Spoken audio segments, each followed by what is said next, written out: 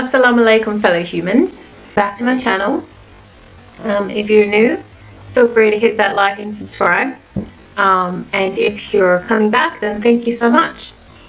Today I just wanted to do just like a quick little video on just my faith and how I became Muslim and that kind of stuff. अस्सलामु अलैकुम नाजरीन, आज मैं आपके लिए एक ऐसी ऑस्ट्रेलवी बहन के इस्लाम कबूल करने की कहानी लेकर आई हूँ जो कि पैदा तो कैथोलिक फैमिली में हुई थी, मगर 14 साल की उम्र में उसने कैथोलिज़म को छोड़कर बुद्ध मत इख्तियार कर लिया था। उसने बहुत सारे धर्मों का ज्ञान हासिल किया, मगर वो इस्लाम को बिल्कुल नहीं पढ़ना चाहती थी। आइए उसकी कहानी सुनते हैं कि उसको इस्लाम के बारे में जानकारी कैसे और कहाँ से मिली और उसने क्यों इस्लाम कबूल किया। तमाम इंसानों को अस्सलाम वालेकुम और मेरे चैनल पर वापस खुशामदीद। सबसे पहले चैनल को सब्सक्राइब कर लीजिए और अगर आपने पहले से सब्सक्राइब किया हुआ है तो मेरी वीडियो देखने का बहुत शुक्रिया। आज की वीडियो मुख्तसर तौर पर मेरे ईमान और मेरे विश्वास के बारे में है कि मैंने कैसे इस्लाम कबूल किया। मैं एक कैथोलिक घराने में पैदा हुई। मेरे ना सिर्फ पेरेंट्स कैथोलिक थे बल्कि मेरे बाप की तरफ से मेरे ददियाल की पूरी फैमिली और माँ की तरफ से ननियाल की पूरी फैमिली सभी कैथोलिक थे। यही वजह थी कि हमारे पेरेंट्स ने हम सब बहन भाइयों की परवरिश कैथोलिक फ़िरके के मुताबिक ही की थी और हम सब बचपन में रेगुलरली चर्च जाया करते थे। मगर मैं कैथोलिक विश्वास से कोई बहुत ज़्यादा मुतमईन नहीं थी।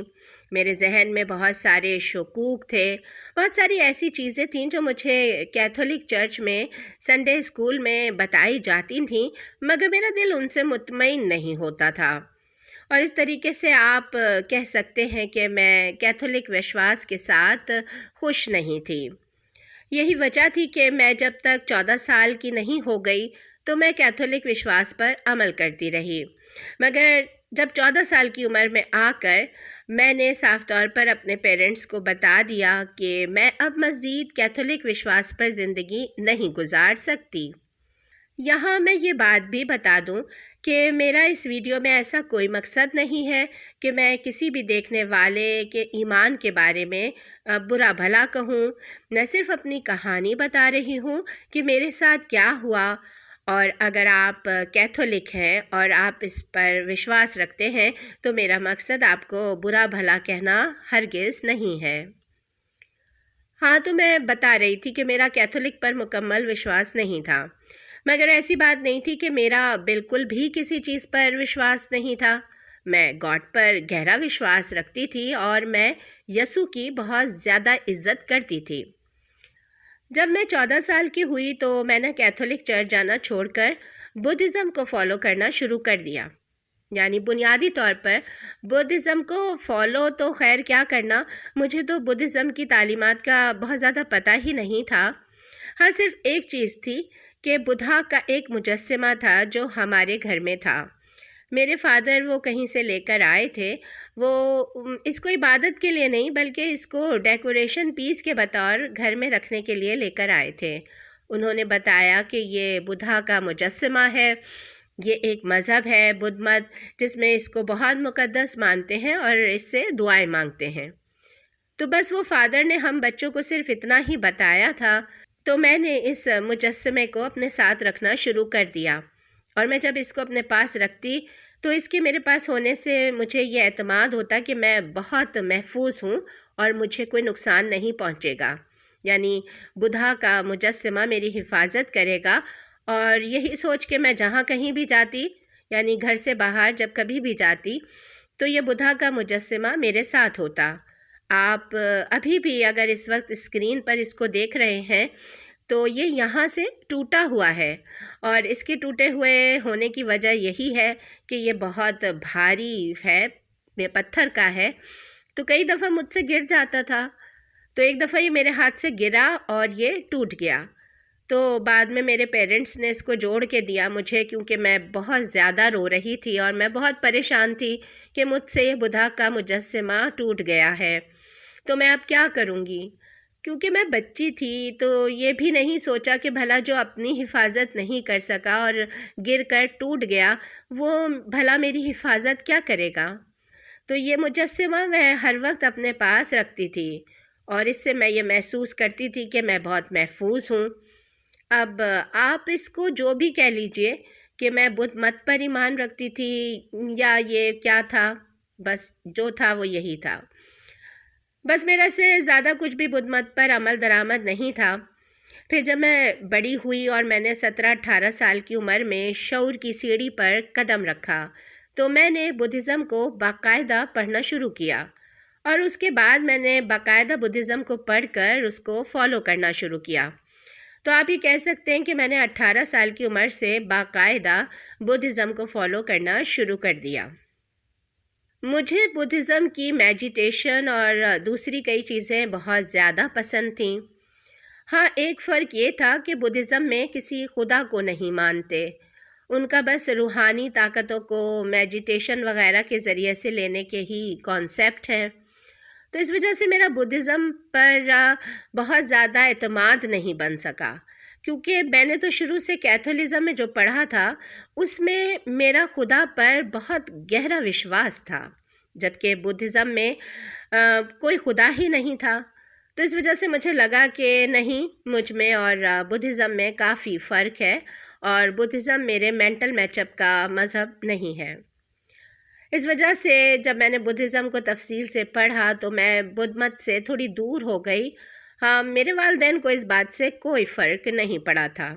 جب میں نے انہیں بتایا کہ میں نے بدھ مت کو فالو کرنا شروع کر دیا ہے تو بھی انہیں کوئی فرق نہیں پڑا۔ خاص طور پہ میرے ڈیڈ کی سائڈ کی جو فیملی تھی ان کو تو اس سے کوئی فرق نہیں پڑا تھا۔ ہاں، میری ماں کی سائڈ کی فیملی بہت زیادہ کیتھولزم پر عمل کرتی تھی۔ میری نانی ریگولر چرچ جاتی تھیں، میری خالائیں ریگولر چرچ جاتی تھیں، اور وہ اپنے بچوں کو بھی ہر سنڈے چرچ لے کر جاتی تھیں۔ ہم بہن بھائی بھی جب بچپن میں چرچ جاتے تھے تو وہ اپنی والدہ کی وجہ سے ہی جاتے تھے۔ اس لیے میری نانی کی فیملی کو یہ بات پسند نہیں آئی تھی کہ میں نے کیتھولزم کو چھوڑ کر بدھ مت کو جوائن کر لیا ہے، مگر میرے ڈیڈ کو اس پر کوئی اعتراض نہیں تھا۔ ہاں، 14 سے 19 سال کی عمر کے درمیان میری خالاؤں نے، میری نانی نے اور ان سب نے مل کر مجھے سمجھانے کی بھی بہت کوشش کی، اور انہوں نے کوشش کی کہ مجھے واپس کیتھولزم میں لے جائیں اور میں دوبارہ کیتھولزم پر ایمان لے آؤں اور کیتھولزم پر دوبارہ سے عمل درآمد شروع کر دوں۔ انہوں نے کوشش ضرور کی تھی، مگر میں کبھی بھی کیتھولزم سے چونکہ مطمئن نہیں تھی تو اس لیے میں اس طرف واپس لوٹ کے نہیں گئی۔ میں نے بدھ مت پر بھی عمل درآمد چھوڑ دیا، تو اس طرح میں نے 18 سے 19، 20، 21 سال کی عمر تک مختلف دھرموں کو پڑھا۔ میں نے یہودیت کو پڑھا اور بھی کئی دھرموں کو پڑھا، اور میرا مقصد اور زیادہ جانکاری حاصل کرنا تھا۔ میں کسی سے بھی مطمئن نہیں ہوئی تھی اور نہ میرا ارادہ تھا کہ کسی کو جوائن کروں گی۔ میرا خیال تھا کہ زندگی بغیر مذہب کے بھی گزاری جا سکتی ہے، صرف اللہ پر ایمان لے آنا اور اللہ کو پہچان لینا ہی کافی ہے، اور یہی کافی ہے کہ میں اللہ پر ایمان رکھتی ہوں، تو کسی مذہب کو فالو کرنا ضروری نہیں ہے۔ مگر پھر بھی میں معلومات کی حد تک دوسرے مذہبوں کو بھی پڑھتی رہی، مگر ان سب دھرموں میں اسلام کہیں موجود نہیں تھا، اس لیے میں اسلام کو پڑھنا بھی نہیں چاہتی تھی۔ پھر یہاں سڈنی میں ایک آسٹریلین کمپنی میں میری جاب ہو گئی، اور لک بائی چانس ایسا ہوا میرے ساتھ کہ وہاں ایک کلیگ کام کرتی تھیں جن کا تعلق لبنان سے تھا۔ اس لیبنیز لڑکی کی وجہ سے مجھے اسلام سے تعارف حاصل ہوا، اور میں پہلی مرتبہ اس کو دیکھ کر حیران رہ گئی کہ وہ بہت ذہین، سمجھدار، اتنی پڑھی لکھی، سلجھی ہوئی اور اپنے کام میں اتنی ماہر، پرفیکٹ۔ میں تو اس سے مل کر حیران رہ گئی، کیونکہ میرے ذہن میں جو مسلمان عورت کا کنسیپٹ تھا وہ تو بہت ہی مظلوم، بیچاری، جاہل، تعلیم سے عاری اور پردوں میں، کپڑوں میں لپٹی ہوئی، مجبور اور ایک بے بس عورت کا کنسیپٹ تھا۔ میرے ذہن میں جو مسلمان عورت کا کنسیپٹ تھا یہ تو بالکل ہی اس سے الٹ تھی۔ ہاں، مگر یہ تھا کہ وہ اسکارف ضرور لیتی تھی، مگر وہ اسکارف کسی زبردستی کی وجہ سے نہیں تھا۔ میں اس سے پہلے یہی سوچتی تھی کہ یہ مسلمان عورتوں کو زبردستی اسکارف میں اور عبائے میں رکھا جاتا ہے، تو وہ اسکارف اور عبایا لیتی تھی مگر اپنی خوشی سے لیتی تھی۔ اس کو دیکھ کر میرے ذہن میں یہ بات آئی کہ اس سے پہلے میرے دل میں جو بھی مسلمان اور اسلام کے بارے میں خیالات تھے وہ سراسر غلط تھے۔ میں غلط تھی اور میری سوچ غلط تھی۔ یہ بات میں نے کھلے دل سے تسلیم کی، اور میں نے اس کو تسلیم کرنے میں کوئی جھجک محسوس نہیں کی، کوئی ہچکچاہٹ محسوس نہیں کی۔ میں نے کھلے دل سے تسلیم کیا کہ ہاں میں غلط تھی اور میری اسلام کے بارے میں سوچ غلط تھی۔ اور جیسا کہ میں نے آپ کو پہلے بتایا کہ میں پہلے بدھ مت کو فالو کرتی تھی، تو بدھ مت میں سارے مذہبوں کی رسپیکٹ کرنا سکھایا جاتا ہے۔ تو اسی سوچ کے تحت میں اپنے آپ میں اندر ہی اندر بہت زیادہ ہی شرمندگی محسوس کر رہی تھی اور بہت برا محسوس کر رہی تھی کہ میں نے ایک مذہب کے بارے میں یعنی اسلام کے بارے میں آج تک اتنا برا سوچا، اتنا غلط سوچا، جبکہ وہ اتنا برا نہیں ہے۔ تو یہاں سے ایک میرے اندر شرم، جھجک، شرمندگی کا احساس، تو اس چیز نے مجھے مائل کیا کہ میں اسلام کے بارے میں مزید معلومات حاصل کروں اور اسلام کے بارے میں مزید جانکاری حاصل کروں۔ اس طرح میں نے فیس بک پہ مسلم اسکالرس کی اسپیچز کے کلپس جو لوگ شیئر کر دیتے ہیں وہ دیکھنے شروع کر دیے، یوٹیوب پر مختلف کلپس اور ویڈیوز دیکھنی شروع کر دیں۔ تو اسی طرح ہلکا پھلکا میں نے اسلام کے بارے میں جاننا شروع کیا۔ بہت کوئی ڈیپ اسٹڈی نہیں کر رہی تھی میں، بس یہ کہ جرنل یوٹیوب پر کچھ دیکھ لیا، کچھ معلومات حاصل کر لیں اور پھر سے اپنی زندگی میں مصروف ہو گئی۔ یہاں پر مکس چیزیں میرے سامنے آتی رہیں، کئی چیزیں اینٹی اسلام بھی تھیں۔ بہت سارے لوگ ویڈیوز بناتے ہیں اینٹی اسلام، اور وہ اسلام کے بارے میں غلط باتیں جو ہیں وہ بتاتے ہیں، اور کئی اسکالرز ہیں جو اسلام کے بارے میں اچھی باتیں بتاتے ہیں۔ تو میں مکس قسم کی انفارمیشن حاصل کر رہی تھی، اس میں اچھی انفارمیشن بھی تھی اور بری انفارمیشن بھی تھی۔ پھر فائنلی کچھ عرصے بعد وہ ٹائم آیا جب میں نے دونوں قسم کی معلومات کو ویریفائی کرنے کے لیے میں نے سوچا کہ میں خود قرآن کو پڑھتی ہوں۔ انگلش ترجمے والا قرآن میں نے خریدا اور میں نے اس کو خود پڑھنا شروع کیا۔ میں نے کہا کہ میں خود قرآن کو پڑھ کے دیکھتی ہوں کہ واقعی یہ کوئی بری کتاب ہے یا یہ اچھی کتاب ہے۔ تو میں نے پرسنلی اچھائی برائی کا فیصلہ کرنے کے لیے انگلش ترجمے والے قرآن کو پڑھنا شروع کیا۔ اگرچہ اس سے پہلے بھی میں کئی دھرموں کو پڑھ چکی تھی، جیسا کہ میں آپ کو پہلے بتا چکی ہوں۔ میں نے بدھ مت کو پڑھا، یہودیت کو پڑھا اور کئی دھرموں کو پڑھا، مگر جب میں نے قرآن کو پڑھنا شروع کیا تو اس سے جو پرسنلی میں نے اپنے آپ کو کنیکٹڈ محسوس کیا، ایسا کنیکشن میں نے اس سے پہلے کسی اور دھرم میں محسوس نہیں کیا تھا۔ قرآن ایک ایسی چیز تھی جس کو پڑھ کے مجھے لگا کہ یہ واقعی کوئی بہت سالڈ پیغام ہے یا کوئی بہت ہی زبردست چیز ہے۔ جیسا کہ میں نے پہلے بتایا کہ میں عیسائیت میں بھی کچھ شکوک و شبہات رکھتی تھی اور عیسائیت کی کچھ چیزوں پر میں ایمان بھی رکھتی تھی، تو قرآن 100% وہی چیزیں بتا رہا تھا جو میرے اندر پہلے سے تھیں۔ یعنی اس سے پہلے میں چرچ میں رہ کے جن چیزوں پر ایمان رکھتی تھی، جن کو میں عیسائیت میں سچ مانتی تھی، وہ اسلام میں تھیں، اور جن چیزوں کو میں عیسائیت میں سچ نہیں مانتی تھی ان کو اسلام بھی کہہ رہا تھا کہ یہ سچ نہیں ہے۔ تو یہ 100% اسلام سے میں اس لیے بھی اپنے آپ کو کنیکٹڈ محسوس کر رہی تھی کہ جو میری سوچ پہلے سے تھی، اسلام بھی بالکل اسی سوچ کو کہہ رہا تھا کہ ہاں یہی صحیح ہے۔ اسلام مجھے یہی بتا رہا تھا کہ اس سے پہلے جو میری سوچ تھی وہی بالکل صحیح تھی اور وہی ایکیوریٹ سوچ ہے۔ میں جو حضرت عیسیٰ کو خدا کا بیٹا یا ٹرینٹی اور ان چیزوں کے بارے میں جو شکوک کا شکار تھی عیسائیت میں، تو قرآن بتا رہا تھا کہ نہیں، ایسا نہیں ہے، اللہ تقسیم نہیں ہے اور نہ ہی حضرت عیسیٰ اللہ کے بیٹے ہیں۔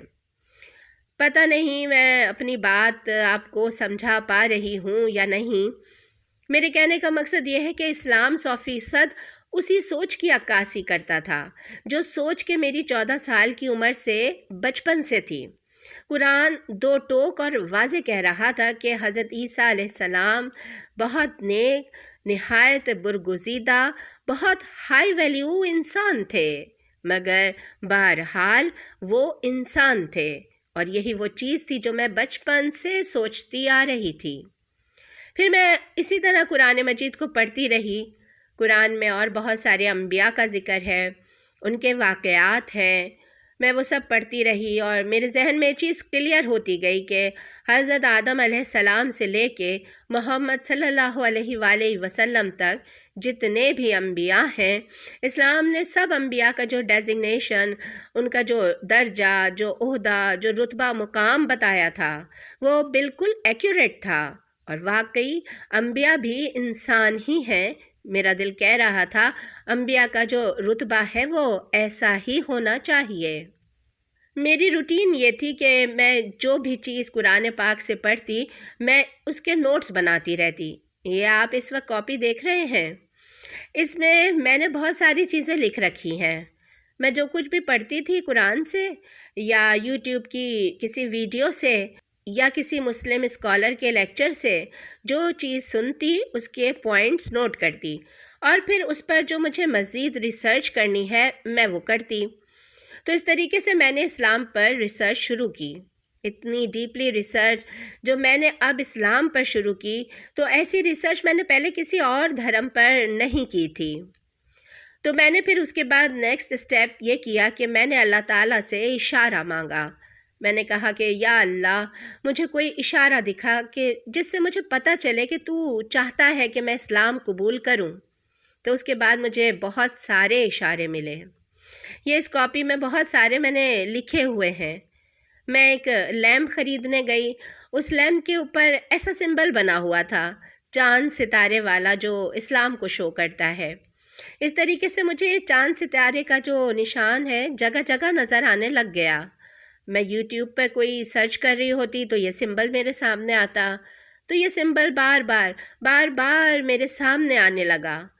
تو میں نے کہا کہ یہ اللہ کی طرف سے اشارہ ہے کہ مجھے اسلام قبول کر لینا چاہیے۔ پھر میرے سامنے ایک یوٹیوب ویڈیو آئی جس میں ایک مسلم امام اور ایک پادری کی آپس میں بحث ہو رہی تھی، اور دونوں اس بات پر بحث کر رہے تھے کہ کس کا مذہب سچا ہے۔ میں نے دونوں کی بحث کو سنا۔ اس ویڈیو نے میرے اسلام قبول کرنے میں فائنل کردار ادا کیا، اور میں نے اس دن فائنلی ڈیسائیڈ کیا کہ ہاں، مجھے اسلام قبول کر لینا چاہیے، کیونکہ اتنی زیادہ مدلل گفتگو کے بعد اب مزید کسی اور چیز کی تحقیق کی ضرورت نہیں رہ گئی۔ میرے دل میں جو بھی چیزیں تھیں، جو ڈاؤٹس تھے، وہ سب کلیئر ہو چکے تھے، تو اب کسی اور چیز کی مزید تحقیق کی ضرورت نہیں تھی۔ پھر میں نیو ساؤتھ ویلز میں اپنی قریبی مسجد میں گئی۔